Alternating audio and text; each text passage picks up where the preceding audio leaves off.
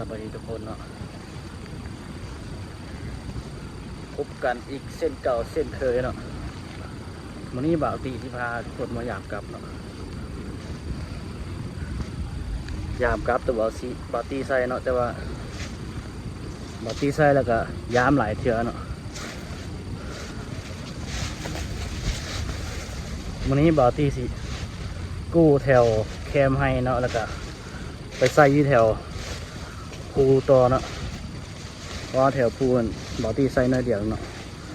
แล้วบ่าวตีสิกู้แล้วก็ใส่อีกเนาะ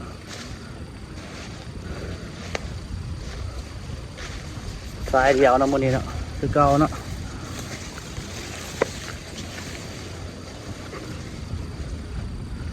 คือเก่าสายเดียวมื้อนี้บ้านบ่าวตีเขาจัดงานบุญเนาะแต่ว่าบ่าวตีบ่ได้เข้าร่วมเนาะบ่าวตีค่าภารกิจเนาะก็คือมายามกลับเนาะยามกลับแล้วก็สิใส่ต่อเนาะยังบ่ฮอดเครื่องยางแต่ว่าเมื่อยแล้วเนาะหอบละโอเคทุกคนเดี๋ยวฮอดบอลบ่าวตีใส่กลับแล้วบ่าวตีสิทายทุกคนเบิ่งเนาะโอเคทุกคนเนาะไปเลยโอเคเนาะตอนนี้ก็ฮอดบอลบ่าวตีใส่เนาะโอ้ไม่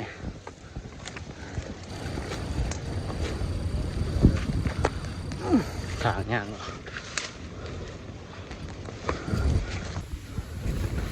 หลังแรกอะโบถึงเนาะ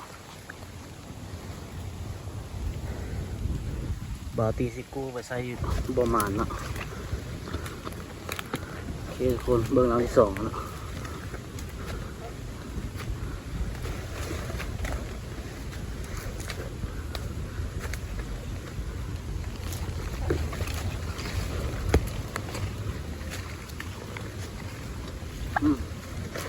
เรานี่ก็โบถึงเนาะเมื่อวานนี่ทิ้งตัวนึงแล้วอย่างนี้เนาะเจอมันนี่โบถึงเนาะโอเคทุกคนเบื้องหลังต่อไปเนาะถางยากเนาะเรียบร้อยทุกคนเรียบร้อยนี่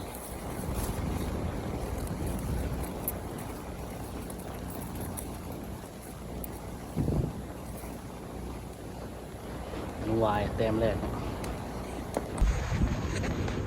นี่ทุกคนเต็มแรกแห้งมาเนาะนี่วายเนาะคนง่ายหลายเลยนะครับคนน้อยมาแล้วเทียทุกคนไปติดตามเรื่องราวต่อไปเนาะโอเคทุกคนแต้มแรกมาโอเคนะทุกคนบ่าวตีสิกู้กลับกันเนาะกู้แถวแคมเลยตอนนี้แดดออกเนาะ10 โมงปลายเนาะนี่เนาะบ่าวตีสิกู้แถวแคมเนาะไปเนาะกู้แถวตีนภูเนาะแล้วบ่าวตีจะตัดเสียไปใส่อยู่ภูแถวนั้นเนาะโอเคนะทุกคนไปเบิ่งว่าทีจะบ่ถึงเนาะรุ่นน้ำกัน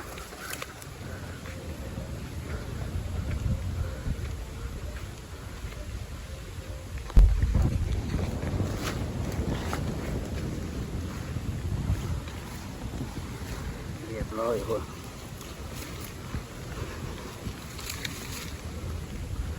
แต้มที่2เนาะ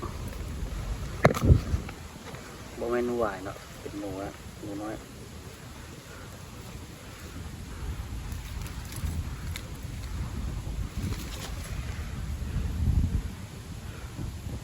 แต้มที่2เนาะหนูน้อยเนาะ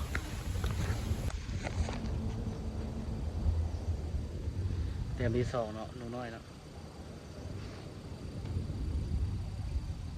ขออนุญาตเก็บก่อนเกมทุกคนไปรุ่นเบื้องหลังต่อไปเนาะ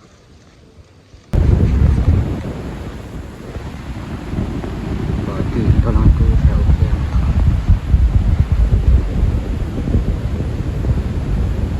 ใส่นี่เนาะ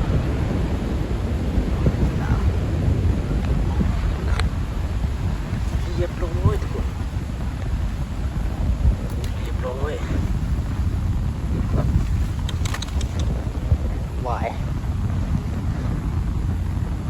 ายแต้มที่2ทุกคนหมดตอน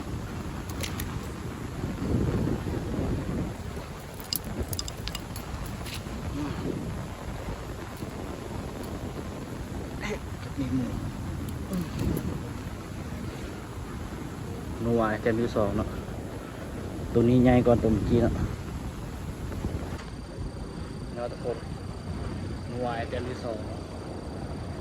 ตัวนี้ใหญ่กว่าตัวเมื่อกี้เนาะ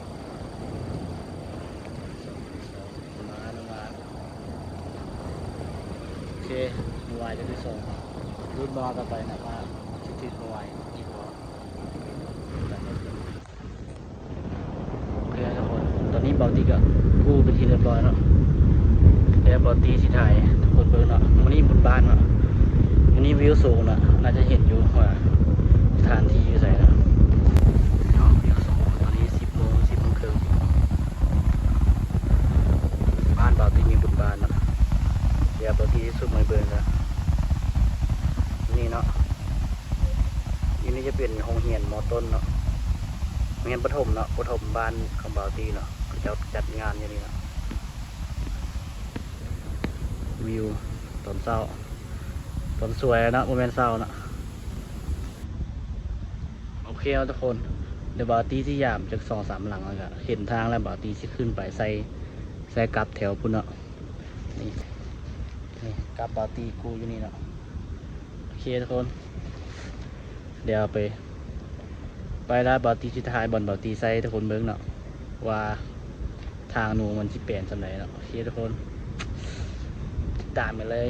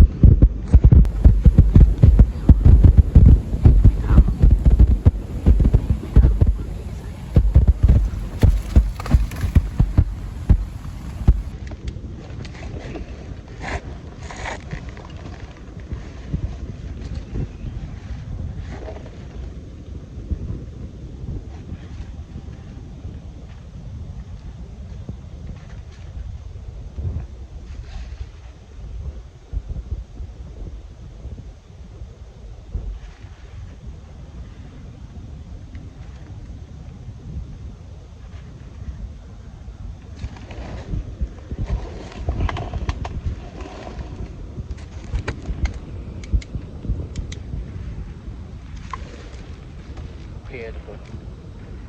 บาร์ตี้ก็ใส่แล้วเนาะเดี๋ยวไปเบิ้งหลังที่2ที่3เนาะบาร์ตี้ใส่ทุกคนเบิ้งเนาะแล้วก็บาร์ตี้ที่ใส่เนาะมันแล้วเนาะว่ามันสวยเนาะ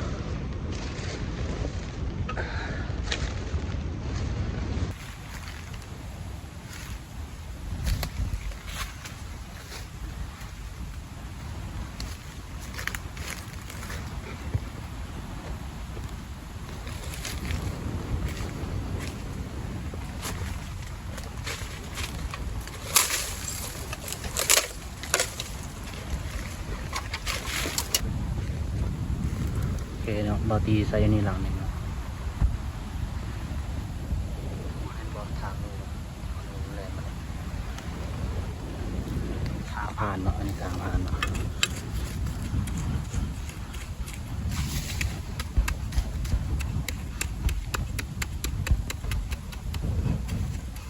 บาร์ตี้ใส่อันนี้เนาะ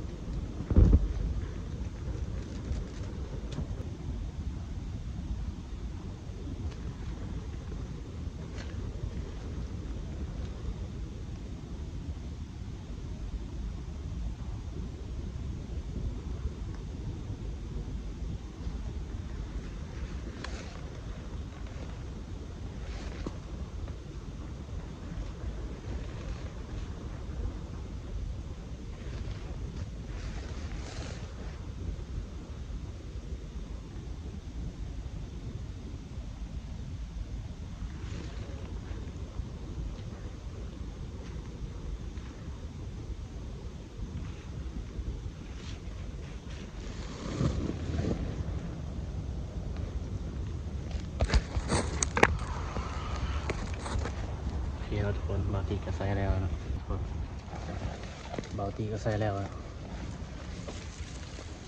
เดี๋ยวเบิ้งหลังต่อไปเนาะโอเคแล้วทุกคน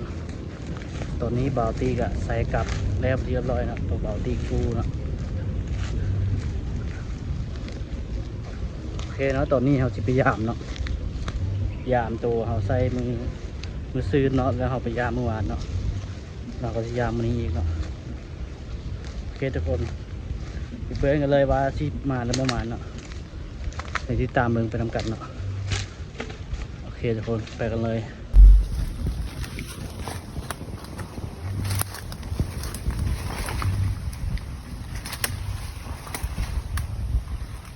เรียบร้อยทุกคน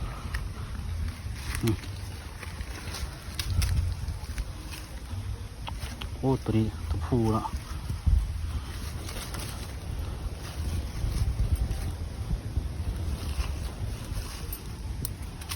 เย็ด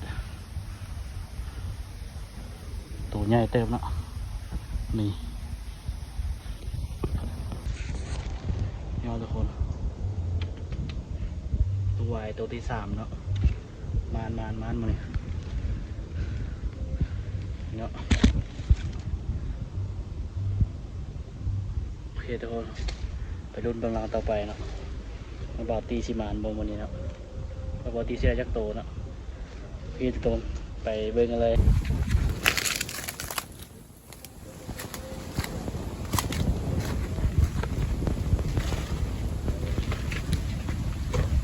เรียบร้อยทุกคนเรียบร้อย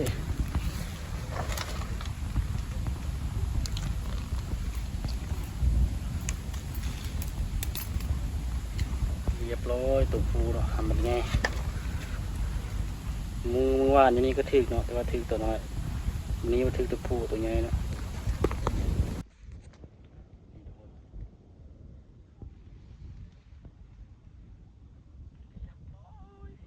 ตัวที่4เนาะตัวใหญ่เนาะแต้มที่4ของนัวเนาะมันนี่4แต้มเป็นทุกคนโอเคติดตามเบื้องหลังต่อไปนะทุกคน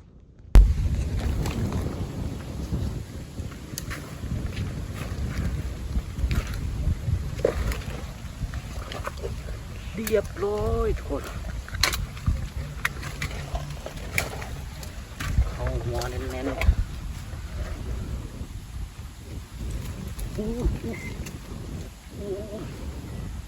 หากระทึกเนาะ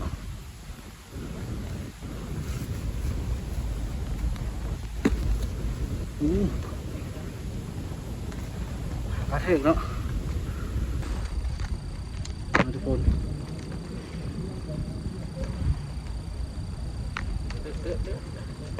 หากระทึกเนาะเดี๋ยวบอตี้ขออนุญาตสังหารกันเด้อนี่เนาะบอตี้สังหารกันเนาะ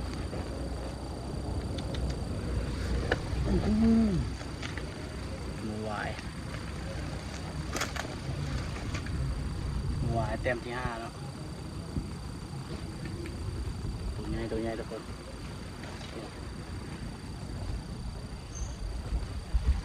หมดแล้วโอเคนี่เนาะมือวายเต็มที่5แล้วหากระทึกไม่ไหมเลยยังบ่ตายทุกคนบอตีสังหารเรียบร้อยแล้วมันบนนี้5ตัวมือวาย5ตัวโอเคทุกคนบอตีเขาเนี่ยเก็บไปเลยโอเคเนาะทุกคนตอนนี้พยายามกลับเอาเบิดเลยเนาะกำลังย่างกลับเนาะ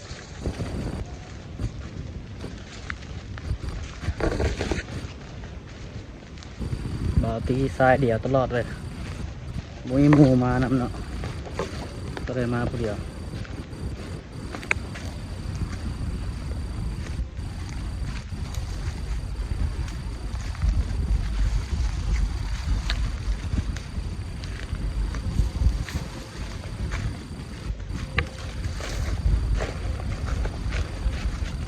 เดี๋ยวจักน้อยบ่าวตีสรุปผลงานในเบิร์เลยว่าบ่าวตีจะได้จักโต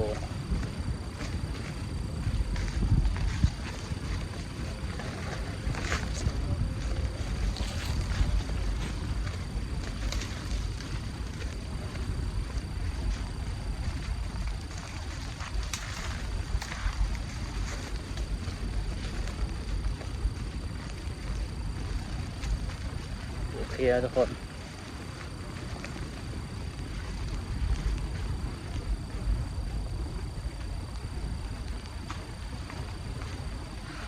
โอเคแล้วทุกคน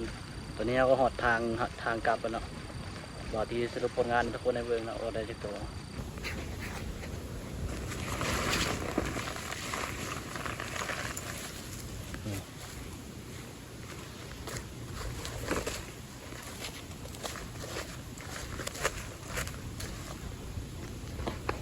นี่เนาะทุกคน1 แต้มตัวนี้หากระถึกเนาะหน่วย2 แต้มตัวนี้เนาะหากระถึกเนาะใหญ่กว่าหมูเนาะ3 แต้มเนาะ4 แต้ม5 แต้มเนาะหนูหวายมันนี้เขาได้ห้าแต้มเนาะแล้วก็หนูน้อย1 2 3 4เนาะ